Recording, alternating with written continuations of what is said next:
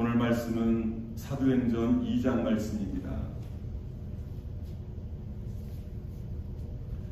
사도행전 2장 1절에서 4절까지 말씀입니다.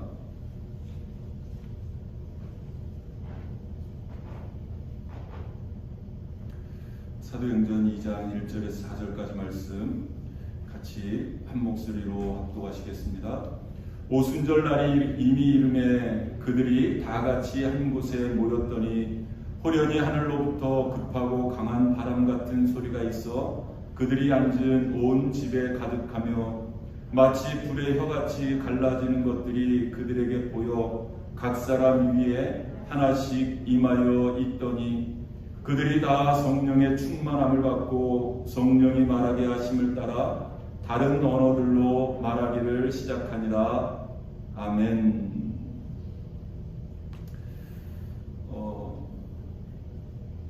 이 성경의 역사는 이 하나님의 구원의 역사라고 해도 과언이 아닐 것입니다. 하나님의 구원의 역사. 이것을 우리는 흔히 구속사라고 이야기를 합니다. 그런데 이 하나님의 구원의 역사, 이 구속사를 가장 정확하게 또 가장 잘 보여주고 있는 말씀이 바로 이 사도행전 2장이라고 할 수가 있겠습니다. 이 사도행전 2장에서 성령께서 강림을 하시고 말미암아 이 신약의 교회가 탄생되어졌기 때문에 이 하나님의 구속사를 이야기하면서 이 사도행전 2장 말씀을 언급하지 않을 수가 없습니다. 아주 중요한 위치를 차지한다고 할 수가 있겠습니다. 이런 성령의 강림, 그리고 성령의 강림하심으로 말미암아 이 신약교회가 탄생되어진 곳이 어디냐면 바로 마가 다락방, 마가 요한의 다락방이라고 할 수가 있겠습니다. 우리가 지난 시간 살펴보았었던 것처럼 사도행전 말씀을 보면 예수님께서 제자들과 40일 동안 이 땅에 함께 머무르시면서 이 하늘나라에 대해서 가르치셨다라고 말씀을 하셨고요. 그리고 예수님께서 그 40일 동안 머무시면서 이제 40일이 차서 예수님께서는 하늘나라로 승천을 하셨고요.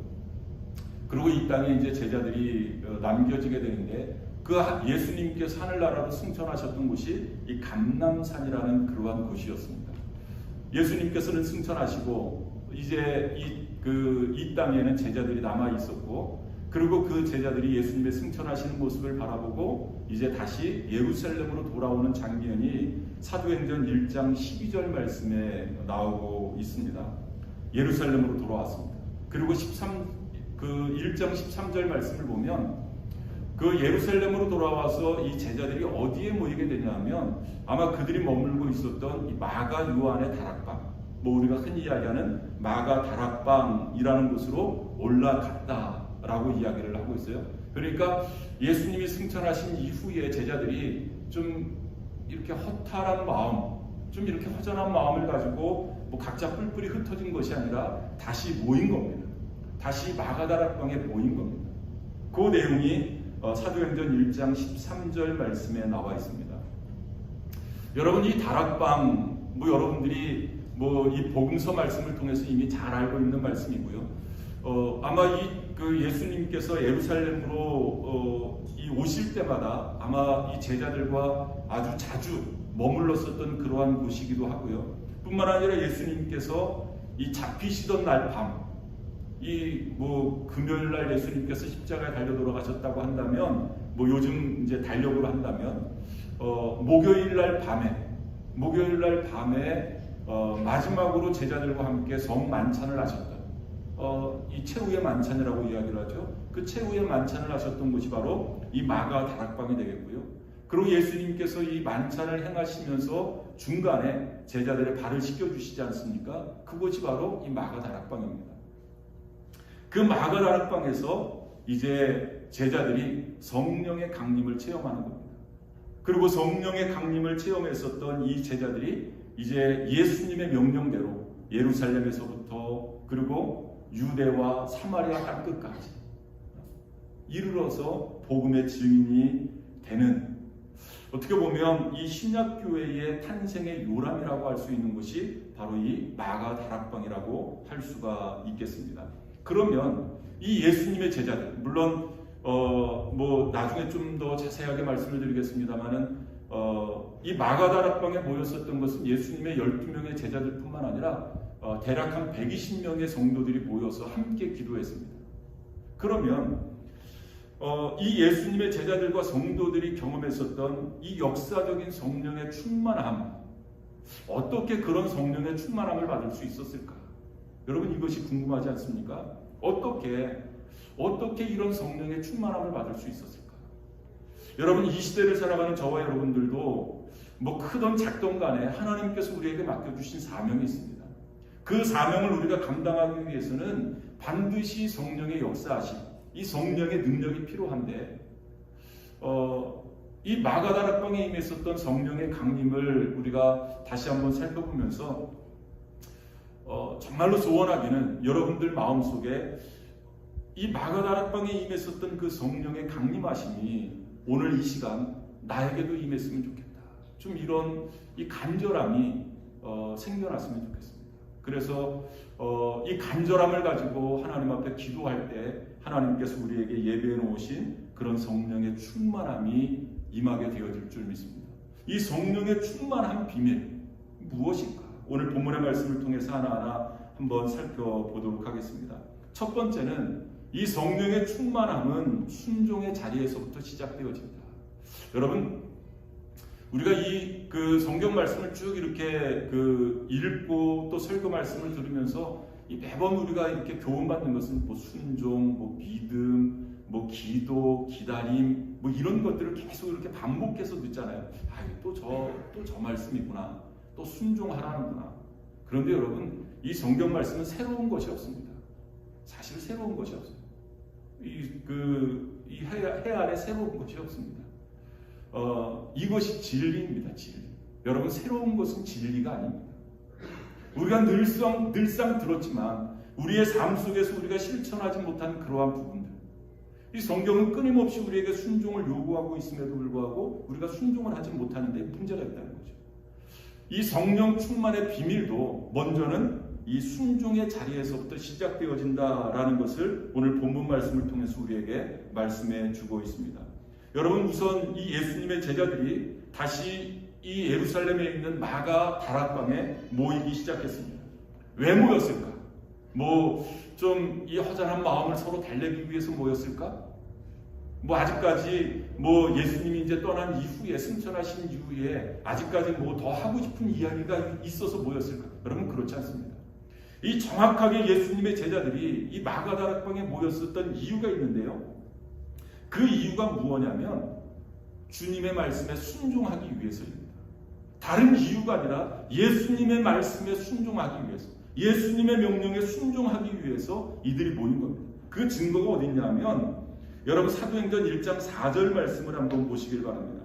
예수님이 승천하시기 이전에 제자들에게 부탁하셨던, 오늘 표현대로 하면 분부하셨던, 명령하셨던 그 명령이 있습니다. 그게 뭐냐면 사도와 함께 모이사 그들에게 분부하여 이르시되 예루살렘을 떠나지 말고 내게서 들은 바 아버지께서 약속하신 것을 기다리라 라고 말씀하신 이 명령. 사실 이 명령은 이 감람산에서 예수님께서 마지막으로 명령하셨던 명령일 뿐만 아니라 그 이전에도 예수님께서 제자들에게 말씀하셨던 그러한 부탁이었습니다. 그 내용이 누가복음 24장 49절 말씀에 나오는데요. 볼지어다 내가 내 아버지께서 약속하신 것을 너희에게 보내리니 너희는 위로부터 능력으로 입혀질 때까지 이 성에 머물라 하시니라. 이 성, 예루살렘 성을 이야기합니다. 이 예수님의 명령이 있었기 때문에 제자들은 예수님이 승천하신 이후에 예루살렘을 떠나지 않고 다시 모인 겁니다. 이 예루살렘 성 안에 있는 마가 다락방에 다시 모인 이유가 예수님 말씀에 순종하기 위해서 모인 겁니다. 여러분, 성령 충만이 누구에게 임하느냐? 여러분, 순종하는 사람들에게 임하는 것을 여러분 다시 한번 기억하실 수 있기를 바랍니다. 성령 충만은 순종의 자리에서부터 시작되어진다. 예수님께서 예루살렘을 떠나지 말고 이 성에 머물라 그러니까 뭐 계속 머물라는 것이 아니죠. 일정 기간 동안 머물러라 라고 말씀하십니까? 머무른 겁니다. 그리고 아버지께서 약속하신 성령이 너희에게 임할 텐데 그 아버지께서 약속하신 것이 무엇인지를 모르는 거예요. 아직까지는. 어떻게 임할지도 모르는 겁니다. 언제 임할지도 모르는 겁니다. 그럼에도 불구하고 제자들은 예수님께서 그렇게 명령하셨으니까 그냥 어떻게 보면 좀 무작정 언제일지는 모르지만 예수님이 그렇게 명령하셨으니까 제자들은 그 말씀에 순종한 겁니다. 순종한 예수님의 제자들에게 성령이 임한 겁니다. 여러분, 이 순종이 얼마나 중요한가를 우리에게 말씀해 주고 있는데요. 이런 순종하는 사람들에게 성령이 부어진 겁니다. 그 증거가 사도행전 5장 32절 말씀에 나와 있습니다. 한번 중요한 말씀이니까 한번 같이 읽어보겠습니다. 우리는 이 일의 증인이요 하나님이 자기에게 순종하는 사람들에게 주신 성령도 하나님이 자기에게 순종하는 사람들에게 주신 뭐라고요? 성령이다. 하나님이 자기에게 순종하는 사람들에게 무엇을 주시느냐? 성령을 주신다. 여러분, 이래도 이 순종이 왜 이렇게 교회 가면 순종해라 이렇게 순종을 강조할까? 여러분, 거기에는 다 이유가 있는 겁니다. 하나님이 자기에게 순종하는 사람들에게 주신 성령도라고 말씀한 거죠. 저도 어려서부터 신앙생활을 해오고 이제 목회를 한 지 얼마 되지는 않았습니다만은 이렇게 그 어려서부터 신앙생활을 해오고 또 신앙생활하면서 정말로 능력 있게 하나님께서 맡겨주신 사명을 감당하시는 분들 보면 처음에는 아주 쌈박하게 어떤 아이디어를 내고 지혜를 내고 해서 막 이렇게 교회를 해나가는 것 같아요. 그런데 그 일들이 오래가지 못하더라고요. 자기 지혜를 가지고 어떤 자기의 소견을 가지고 하는 사람들은 오래가지 못하더라고요. 그런데 좀 우직하지만 이 성령의 능력을 통해서 이 성령의 능력을 가지고 일하시는 분들은 당장 어떤 나타나는 현상, 어떤 나타나는 열매가 없어도 끝까지 그 사명을 감당하는, 그래서 결국에는 열매를 따는 그런 모습을 보게 됩니다. 뿐만 아니라 어려서부터 이렇게 신앙생활을 하면서 이런 성령의 충만함을 받는 사람들의 모습, 어떤 공통적인 모습을 보면 매사에 아주 계산적이고 좀 비판적이고 이런 사람들, 매사에 또 이렇게 부정적인 성도들이 성령의 충만함을 받는 경우를 저는 보지를 못했습니다. 이 성령의 충만함을 받는 사람들을 보면 이 순종하는 사람들, 어찌됐든 순종하는 사람. 여러분, 이 순종보다 위대한 믿음은 없다라고 저는 믿습니다.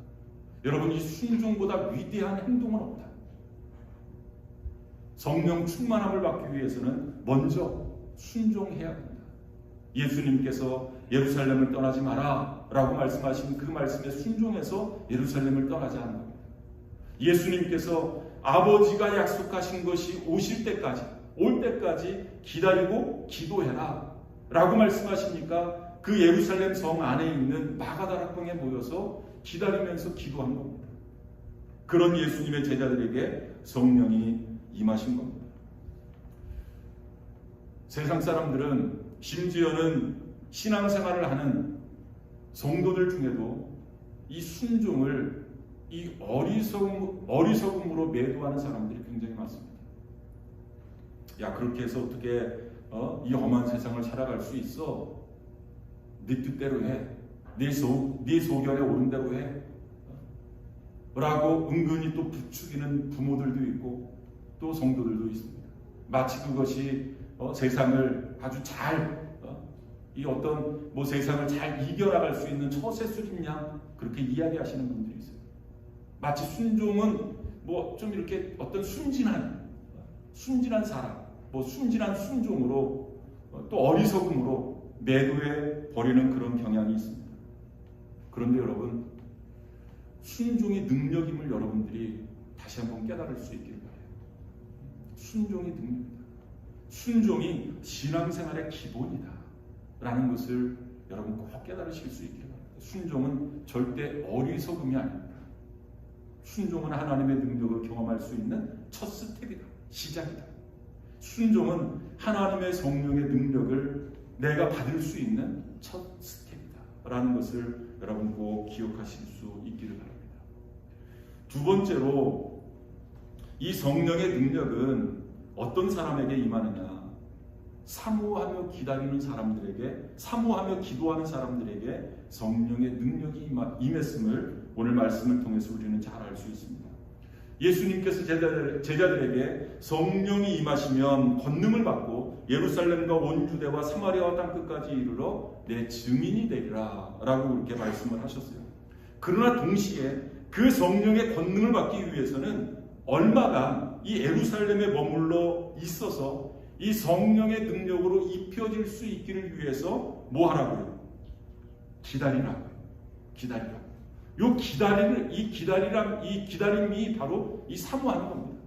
단순히 그냥 뭐 시간을 때우기 위해서, 어떤 시간을 보내기 위해서 기다리라는 그러한 의미가 아니라 사모하면서 아버지께서 약속하신 그 무엇, 아버지께서 약속하신 그 무엇을 사모하면서 기다리라는, 그리고 그 기다리면서 뭐 하라고요?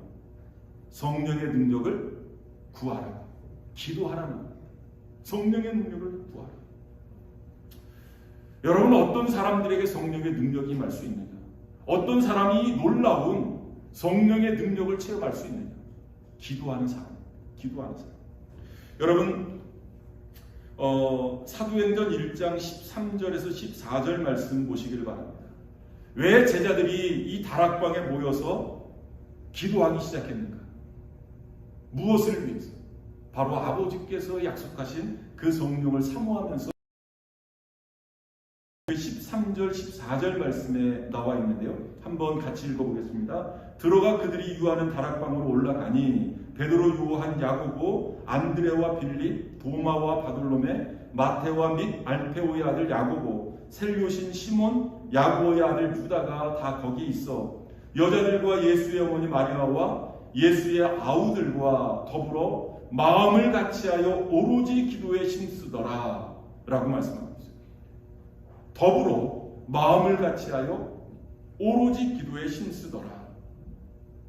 이 마가다락방에 모였었던 사람들은 뭐 13절, 14절 말씀에 등장하는 이 사람들 뿐만 아니라 120명의 성도들, 그러니까 예수님을 따라다녔었던 뭐 이 많은 여인들, 뭐 병자들, 뭐 이런 사람들, 그리고 예수님이 십자가에 달려 돌아가신 그 모습을 지켜보던 사람들, 그리고 예수님이 십자가에 달려 돌아가실 때 일어났었던 그 많은 현상들을 보았었던 그 사람, 그리고 예수님의 기도를 받고 또 예수님의 치유함을 받고 예수님의 사랑을 받은 그 사람들이 모이지 않은 한 120명 정도가 이 마가다락방에 모였습니다. 그 사람들이 모여서 뭐 했느냐? 예수님이 말씀하신 대로 아버지께서 주시겠다고 약속하신 그 성령의 능력을 사모하면서 기도한 겁니다. 성령의 능력을 사모하면서 기도합니다. 뿐만 아니라 이들의 기도의 제목이 있었습니다. 그 기도의 제목이 뭐냐 하면 내가 그리스도의 증인이 되게 해달라고 기도합니다. 왜? 예수님께서 말씀하셨잖아요. 성령이 너희에게 임하시면 예루살렘과 온 유대와 사마리아 땅끝까지 이르러 내 증인이 되리라 라고 말씀하셨잖아요. 하나님, 나에게 성령의 충만함을 주세요.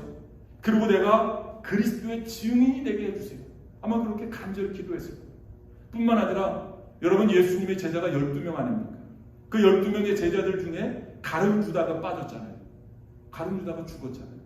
그래서 그 죽어버린 가룟 유다를 대신해서 한 사람이 더 충원될 수 있기를 위해서 이들이 기도했을 거예요. 그리고 그 12명의 제자, 여러분, 이 12명이라는 것은 뭐 이스라엘 사람들에게는 상당히 어떤 상징적인 의미가 있는데요. 그 이스라엘의 지파가 12지파 아닙니까? 12지파. 그 12지파를 대표할 수 있는, 그러니까 이 이스라엘을 대표하는 숫자라고 할 수가 있겠습니다. 한 명이 누락되어져서 그 사람이 잘 충원되어질 수 있기를 위해서 그들이 기도했을 뿐만 아니라 이 충원되어진 12명이 이 온전한 공동체를 이루어서 예수님의 부활을 좀 일관성 있게 일치된 증인이 되게 해달라고 아마 이들이 기도했을 거예요. 여러분 그 이후에 얼마나 많은 이단자들이 일어나서 예수님의 어떤 그 인성과 신성을 부정하는 사람들이 얼마나 많았습니까? 아마 이들이 하나님 앞에 일정 기간 동안 기도하면서 성령의 충만함을 위해서 기도했을 뿐만 아니라 이런 기도의 제목들을 가지고 기도했을 거예요. 말씀해 보니까 더불어 마음을 같이하여 오로지 기도에 힘쓰더라. 열흘 가까이를 집중적으로 기도한 겁니다. 간절한 마음으로, 사모하는 마음으로 기도한 겁니다. 그랬더니 성령이 그들에게 임한 겁니다. 여러분, 이 예수님의 제자들 그리고 120명이 모여서 기도할 때 오순절 마가다락방에서 임했었던 그 성령의 그 임하심, 하나님의 응답 아니겠습니까? 이 모습을 보면 여러분, 이 기도라는 것은 자기의 욕심을 채우기 위한, 어떤 자기의 이기심을 채우기 위한 통로가 아니구나. 여러분, 우리는 기도하면 보통 어떤 기도를 해요? 우리 부모님들은 제일 먼저 자녀들을 위해서 기도하잖아요. 어떻게 보면 그것도 물론 뭐 그것을 꼭 부모의 욕심이다 라고 치부해 버릴 수는 없겠습니다만은 어찌됐든 그것도 내 욕심이기도 하고, 뭐 잘 되게 해주세요, 부자 되게 해주세요, 뭐 건강하게 해주세요. 여러분, 그 기도가 잘못됐다는 이야기가 아닙니다. 물론 그런 기도도 필요합니다. 그런데 정말로 하나님이 원하시는 기도, 성령께서 역사하시는 그 기도를 보면 조금 결이 다른 것 같아요. 여러분, 이 기도라는 것은 자기의 욕심을 채우기 위한 통로가 아니라 이 기도라는 것은 하나님의 뜻을 이루는 어떤 통로다라는 것을 오늘 이 말씀을 통해서 다시 한번 깨달으실 수 있기를 바랍니다. 자기를 위해서 기도하는 것이 아니라 하나님의 나라를 위해서, 이 하나님의 복음 전도를 위해서, 그러기 위해서 성령 충만하기를 위해서 이들을 기도했더니 하나님께서 그 기도에 응답을 해주신 겁니다. 그런데 중요한 말씀이 오늘 본문 1절 말씀에 나오는데요. 오순절 날이 이미 이름에 라고 말씀하고 있어요. 오순절 날이 이미 이름에. 여러분, 이 말씀이 굉장히 중요한데요. 이 사도행전 말씀을 기록했었던 이 저자가 바로 누가라는 사람 아니겠습니까? 이 누가가 이 그 오순절 날이 이미 이름에, 이 말을 기록하면서 강조하고 싶었었던 의미가 있습니다. 그 강조하고 싶었었던 그 의미가 뭐냐면, 여러분, 우리가 그 오순절 마가다락방의 성령의 역사 이렇게 이야기를 하지 않습니까? 이 성령의 역사가 오순절 날 이른 겁니다. 오순절 날. 아마 이 누가가 이것을 기록하면서 이것을 강조하기 위해서 이렇게 기록하지 않았나라고 생각이 되어져요. 오순절날. 이 오순절날, 이게 바로 하나님의 타이밍이라는 겁니다. 하나님의 타이밍. 하나님께서 성령을 약속해 주셨는데, 이 성령을 보내주시기로 약속하셨는데, 그 하나님의 때를 언제로 잡았습니까? 오순절날로 잡은 겁니다. 그런데 중요한 것은 여러분, 이 오순절날 그냥 성령이 임한 것이 아니라 말씀해 보니까 이 성령은 오순절날 오시기로 작정되어졌지만 중요한 것은 그냥 오신 것이 아니라 성도들의 기도를 통해서 왔다는 겁니다. 아니, 그게 그거지 뭐. 여러분, 그렇지 않습니다. 여러분, 결국 뭐 조금 다른 이야기를 한다면 결국 하나님의 나라는 이 땅에 이루어질 것입니다. 왜? 하나님이 이미 그렇게 계획을 하셨습니다. 그런데 중요한 것은 거기에서 내가 어떤 역할을 하느냐. 여러분, 내가 없어도 하나님의 역사는 이루어질 수 있습니다. 조금 심한 표현으로 한다면 아마 하나님의 이 성령의 강림이 이미 하나님께서 예정하신 일이고 하나님께서 계획하신 일이라면 이 사람들이 모이지 않았어도 이루어졌을 거예요. 저는 그렇게 봅니다. 하나님이 예정하신 일이니까. 그런데 중요한 것은 이 사람들이, 예수님의 제자들뿐만 아니라 이 120명이라는 사람들이 예수님의 말씀에 순종을 했고, 그리고 예수님께서 기다리라고 말씀하신 그 기다림, 그리고 기다리면서 간절한 마음으로 기도할 때 이 사람들을 통해서 성령이 임하신 겁니다. 다시 한번 말씀드리겠습니다. 하나님의 나라는 반드시 이 땅에 임할 것입니다. 그런데 중요한 것은 내가 그 하나님의 나라의 임하심에 어떤 역할을 하느냐.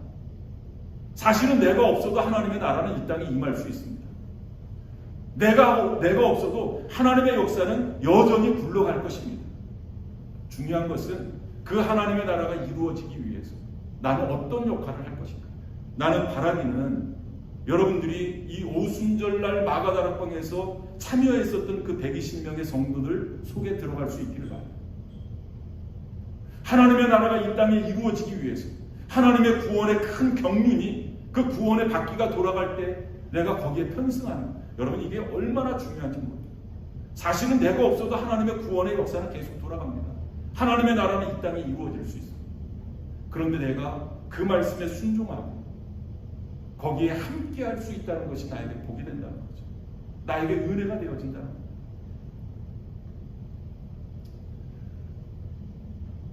이들은 하나님께서 약속하신 그 성령을 기도함으로 받았습니다. 아니 우리도 기도하는데, 나도 기도하는데 왜 나에게는 이런 성령이 임하지 않을까?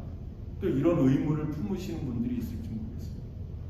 그런데 여러분, 그 우리의 기도의 모습과 이 마가다락방에 모였었던 그 120명 성도들의 기도의 어떤 모습이 좀 어떨까요? 여러분들은 기도할 때 어떤 자세로 기도하십니까? 어떤 마음의 자세로 기도하십니까? 우리가 금요일날 모여서 함께 기도합시다 해가지고 통성기도를 하면 정말로 그 기도의 제목에 집중하면서 정말로 간절한 마음, 사모함으로 하나님 앞에 기도하십니까? 아니면 기도하시면서 뭐 온갖 잡생각이 다 들잖아요. 기도하면서 또 세계 여행을 다 해요. 온갖 곳을 다 돌아다닙니다. 이 기도하면서 온갖 잡생각 때문에 이 집중하지 못하는 경우가 얼마나 많으냐.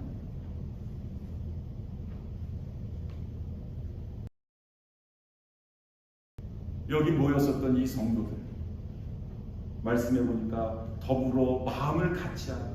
오로지 기도에 힘쓰더라. 오로지 기도에 힘쓰더라. 뭐 지난번에도 한번 말씀드린 기억이 나는데, 아마 이들이 기도하면서 막 소리를 질렀을 거예요. 소리를 지르면서 기도했을 거예요. 여러분, 간절함이 묻어나는 그러한 표현 아니겠습니까? 그런 모습 아니겠습니까? 어떤 사람들은 심지어 막 짐승소리 같은 소리를 낸 사람도 있을 거예요. 뭐 그런 경우도 많이 우리가 신앙생활하면서 뭐 그런 경우도 많이 보니까. 많은 사람들은 그런 모습을 보면서 비이성적이다 라고 이야기를 해요. 비이성적이다. 너무 감정적이다. 아니 왜 저럴까? 라고 이야기를 합니다. 그런데 정말로 그런 사람들에게, 그렇게 이야기하는 사람들에게 한번 물어보고 싶어요. 지금까지 신앙생활하면서 정말로 그렇게 간절한 마음을 가지고 그런 기도 제목을 가지고 기도해 본 적이 있느냐? 정말로 몸이 뒤틀릴 정도로 그냥 이렇게 부르짖지 않고는 견딜 수 없는, 막 이렇게 손을 들고 막 일어나든지 어떤 행동을 취하든지 그러지 않고는 견딜 수 없는 그런 간절함을 가지고 그런 기도 제목을 가지고 기도한 적이 한 번이라도 있는가? 물론 사람에 따라 조금 다를 수도 있습니다. 어떤 사람은 너무 간절하면 막 이렇게 말이 안 나오는 경우도 있어요. 정말로 막 기도하고 싶은데 이 말이 안 나오는 경우도 있어요. 어떤 사람들은 간절하면 막 이 몸이 이렇게 막 무릎 사이로, 예수님께서 그렇게 표현하셨잖아요. 그 이사야가 기도할 때 그런 기도의 모습을 취하잖아요. 막 이 머리를 이 무릎 사이에 집어넣어. 여러분 한번 머리를 무릎 사이에 한번 집어넣으시길 바랍니다. 그게 됩니까? 잘 안 돼요. 그런데 너무나 간절히 기도하다 보니까 그렇게 자기도 모르는 사이에 그렇게 되는 거예요. 제가 좀 전에 말씀드린 것처럼 무조건 소리를 지르는 것만이 능사가 아니라 어떤 행동을 취하고 이런 것이 중요한 것이 아니라, 정말로 중요한 것은 내 간절함이 있다면 어떤 모습으로 나타나도 우리는 그것을 인정할 수 있어야 됩니다. 그것이 비이성적이다, 감정적이다, 왜 저럴까 이렇게 비난하고 이렇게 이야기할 것이 아니라 그러지 못한 나를 한번 돌아볼 수 있는 시간을 가져야 된다는 거죠. 나는 저 사람처럼 저렇게 간절함이 있는가? 왜 나에게 성령의 능력이 임하지 않을까? 그를 한번 돌아볼 수 있는 시간이 되어야 된다는 거죠. 여러분, 이 마가다락방에 모였었던 이 사람들, 더불어 마음을 같이하여 오로지 기도에 힘쓰더라 라고 말씀하고 있어요. 여러분, 예수님도 겟세마네 동산에서 기도하실 때 얼마나 간절히 기도하셨으면 흐르는 땀이 뭐같이 변했다고요? 흐르는 땀이 핏방울처럼 되었다. 간절한 기도를 올려드립니다.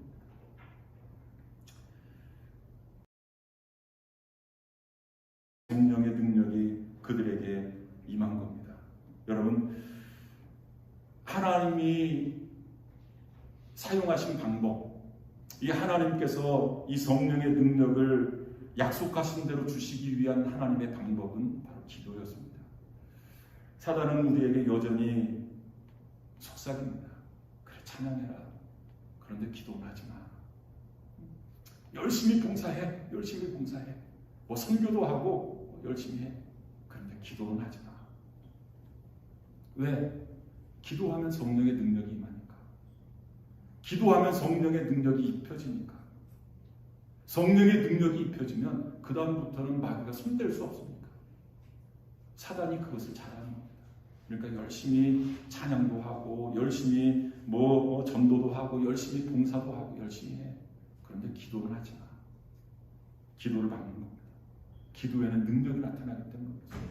여러분, 그 유혹에 넘어가지 마시길 바랍니다. 기도하는 사람들에게 말씀하고 있고요. 또 하나 우리가 살펴볼 것은 이 성령의 임재는 물론 은밀히 성령의 능력이 임할 때도 있습니다. 그런데 이 나타나는 공통적인 모습은 이 성령의 충만함을 받은 사람들은 견딜 수가 없는 거예요. 가만히 있을 수가 없는 겁니다. 가만히 있을 수가 없는 거예요. 나가서 주님의 복음의 진리되는 삶을 살아가는 겁니다. 여러분, 오늘 본문 말씀도 그것을 기록하고 있는데, 좀 전에 말씀드린 것은 어떻게 보면 이렇게 그 은밀히 임하시는 성령의 능력도 있을 수 있고, 그런데 오늘 본문 말씀에 보면 이것이 다른 사람들에게 보여진 겁니다. 여러분, 이것이 어떻게 보면 기독교의 본질인 것 같습니다. 기독교의 본질. 여러분, 이 기독교의 본질은 이 오순절 사건을 통해서 우리가 잘 알 수 있는데요. 어떤 기독교는 하나의 사상이 아닙니다. 우리가 흔히 이야기하는 어떤 사상이라든지 어떤 이론이라든지 이 기독교 사상을 통해서 어떤 공산주의가 이렇게 파생되어지고, 여러분, 물론 그럴 수도 있습니다. 그럴 수도 있습니다. 그런데 기독교의 본질은 아닙니다. 여러분, 기독교의 본질은 실제입니다. 실제. 우리가 흔히 이야기하는 리얼리티. 이 실제입니다. 사실입니다. 사실. 그리고 경험입니다. 여러분, 오늘 본문 2절 말씀을 보니까 성령이 임하시는 모습을 성경이 표현하고 있는데, 어떻게 보면 사람이 표현할 수 있는 언어의 한계인 것 같아요. 그런데 이 성령이 임하시는 모습을 그렇게 표현한 거예요. 호련히 하늘로부터 급하고 강한 바람 같은 소리가 있어 그들이 앉은 온 집에 가득하며, 급하고 이 하늘로부터 급하고 강한 바람 같은 소리가 있었다. 그러니까 어떤 바람이니까 눈에 보이지는 않은 겁니다. 그런데 느낌으로 알 수 있는 거예요. 지금 어떤 좀 이렇게 막 이렇게 태풍이 불듯이 그런 강한 바람 같은 것을 거기 모여 있는 사람들이 느낀 겁니다. 느낀 거예요. 뿐만 아니라 3절 말씀도 보시기를 바랍니다. 마치 불의 혀같이 갈라지는 것들이 그들에게 뭐 했다고요?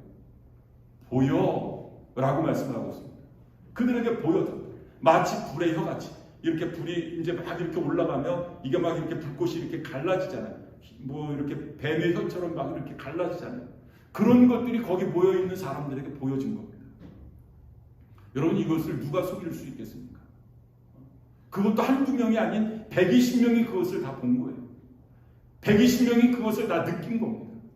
뿐만 아니라 심지어는 4절 말씀 보면 그들이 다 성령의 충만함을 받고 성령이 말하게 하심을 따라 다른 언어들로 말하기 시작합니다. 사람들이 우리가 흔히 이야기하는 방언을 이야기하는 거예요. 방언. 여기서 말하는 이 방언이라는 것은 우리가 흔히 이야기하는 그 방언일 수도 있겠고요. 뿐만 아니라 사도행전 5장 이하의 말씀을 보면 2장 그 하반절 말씀을 보면 이 베드로가 설교를 할 때 거기 모여 있는 그 이방인들, 그러니까 다른 나라에서 온 사람들, 순례객들이 굉장히 많았습니다. 그 사람들이 이 히브리어를 알아듣지 못하는데 그 사람들이 그것을 알아듣는 거예요. 그러니까 이 베드로가 설교를 하는데 영어를 쓰는 사람도 있고 한국말을 쓰는 사람도 있고 일본말을 쓰는 사람들이 다 있는데 그 사람들이 그 말을 알아듣는 거예요. 여러분 놀랍지 않습니까? 여러분 방언이라는 것은 우리가 흔히 이야기하는 어떤 영음, 그러니까 이렇게 우리가 흔히 하는 그 방언도 있겠고요. 그 다음에 우리가 쓰는 한국말로 미국 사람이 한국말로 하는 방언도 있고, 그리고 한국 사람이 미국말로 하는 방언도 있습니다.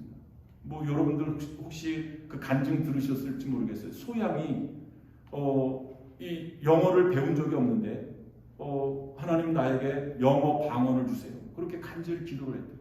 그런데 어느 날 기도하면서 영어 방언을 받은 거예요. 이 소양 여러분 미국에서 이렇게 활동하고 그런 거 보면 영어 굉장히 잘합니다. 그런 경우도 있고. 어찌됐든 이런 모습으로 나타난 겁니다.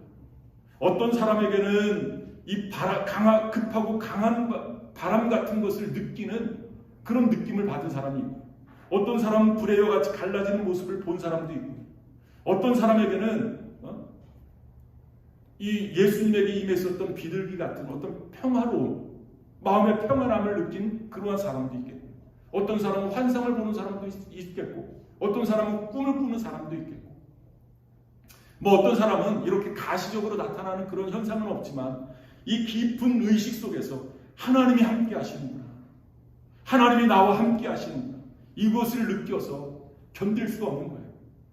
가만히 있을 수가 없는 거예요. 그래서 뛰쳐나가는 거죠. 하나님이 나에게 맡겨주신 사명을 감당하기 위해서. 이렇게 성령이 임하는 모습이 가장 다를 수 있다. 이 모든 것이 다 하나님의 성령의 체험이다 라는 것입니다. 그냥 단순히 방언만 말하는 것이 성령의 어떤 성령 체험을 하는 것이 아니라, 어떤 은사를 가진 사람만이 그 사람에게 성령이 임한 것이 아니라 이렇게 나타나는 현상들이 다 다르다는 겁니다.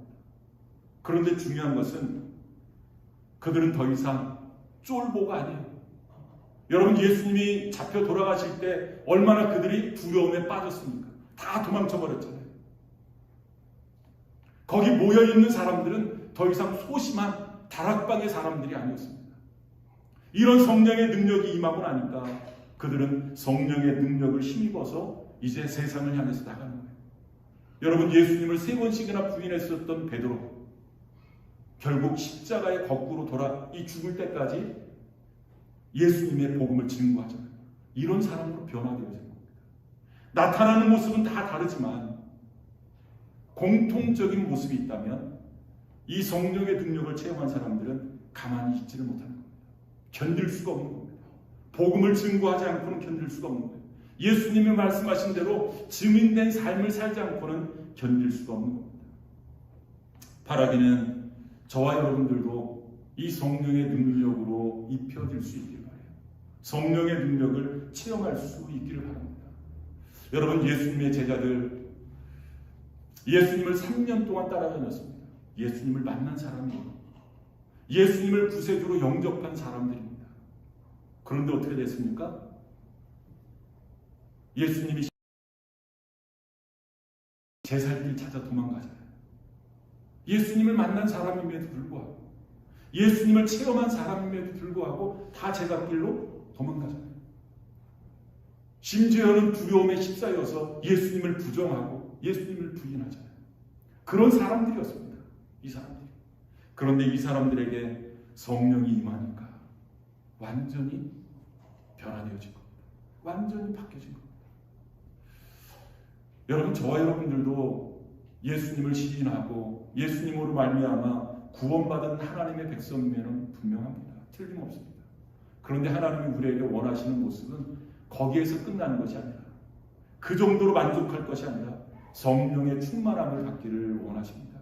아버지께서 약속하신 그 성령, 그 성령으로 말미암아 능력 있는 삶을 살기를, 또 우리에게 맡겨주신 사명을 능력 있게 감당하기를 원하시는 것이 바로 하나님의 뜻이다. 하나님의 마음이다. 여러분 이것을 다시 한번 깨달으실 수 있기를 바랍니다. 오순절 날만 그 2000년 전에 오순절 마가다락방에 임했었던 성령이 이 시간, 지금 이 시간에도 저와 여러분들에게 임할 수 있게 되어질 수 있기를 바랍니다. 기도하시겠습니다.